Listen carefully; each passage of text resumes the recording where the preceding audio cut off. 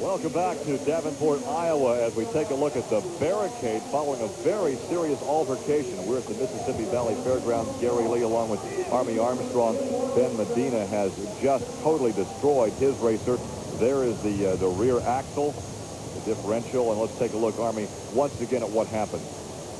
Gary, I actually believe that he caught a clump of mud right in the face because he's a good driver. He never made a move. Watch the front wheels. They never came to the right at all. He just drove into, like a kamikaze, just driving it into the ground. He never had any idea what he hit.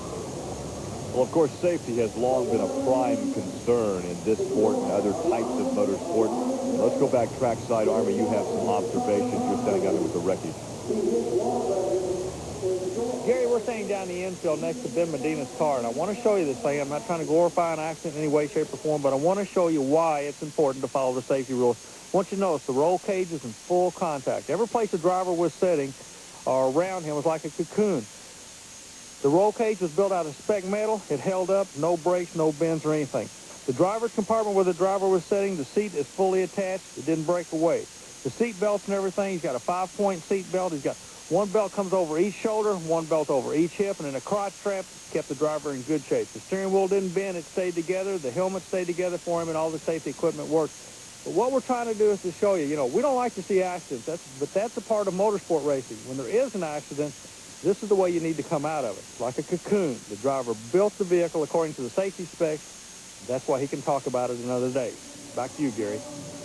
Thanks, Army. Let's take a look now at the standings after that violent crash. Tom Martin leads in the Super Trooper at 270, and Steve Behrman at 284 in chemical reaction, and Tom Marsh Intruder at 287. But we still have about 4 competitors to go. We have much more competition coming your way from Davenport, Iowa. And now we take a look at another Jeep Pro Stocker, Tony AULT, out of Columbus, Indiana, in Little Miss Dangerous. And pulling alongside the Mud Stud out of Michigan, this is Bob Monk. Obviously, the driver's very, very aware. They watch, they see an accident like this happen. It plays in the psyche. Yeah, it plays in the psyche, but I tell you, there's also a mindset. And you're a racer, and you know what to do. Now's the time to put that all behind you. Now you go race. You do what you're here to do, and you do it awfully well out of the left lane. Yeah, the Mud Stud with a good time. The Mud Stud at 298, a sub 3-second run. And we look at Miss Dangerous at 340. So Tony AULT, Bob Monk, and Bob Monk. The quicker of the two, and the Mud Stud will take a look again. You're not going to intimidate this guy at all. Goes back in the same lane. The guy in front of him had all kind of trouble. He is sawing that wheel, working it back and forth, and goes under the magic 3 seconds. You can't spook this guy. Well, Army, we are ready for the final 2 competitors. They'll take the final shot at that 270 laid down by Tommy Martin into Super Trooper. Off to the right in that white fiberglass Jeep, there's touch and go. That is Jim Raft out of Minnesota. And alongside, in the blowing Chevy, this is Byron Tinky in Bad Habit. Now, Rask runs a nitrous oxide vehicle. Tinky, in the lane closest to us, runs a supercharged vehicle. Neither of these guys really travel the whole national circuit. You notice the white coming out of the vehicle, he's purging the nitrous system in the far lane. Now, the Jeep in the far lane is a real strong runner in the northern states, but right now he's picking all the bad boys from all over the country. 270, they're going to do it, Gary? No, I don't think so. Let's wait for the official time, but it will not be fast enough. No, a 3:59. A 3:59 for Jim. And the Byron time, we'll wait for that to come up. A 4:46 for Byron Tinky in Bad Habits. So once again, our winner today will be Tom Martin in the Super Trooper. An amazing run at 270.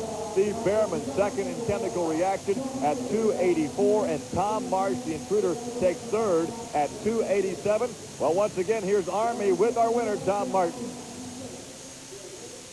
Well, Gary, Tom Martin laid down one of the best shots today that we've ever seen in a sport of side-by-side mud racing. A lot of people said would not be that exciting, but I think today you guys have made a lot of believers out of people that didn't think you guys could go side-by-side and go that fast.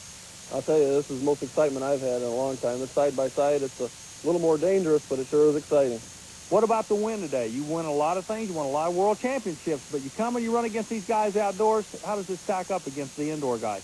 Well, I think they stack up real good, I've heard a lot of flack from everybody not running outdoors, and I really feel proud of my team getting me here, and it takes a lot of good people behind you to get you somewhere like this. Congratulations, did a great job. All right, thanks.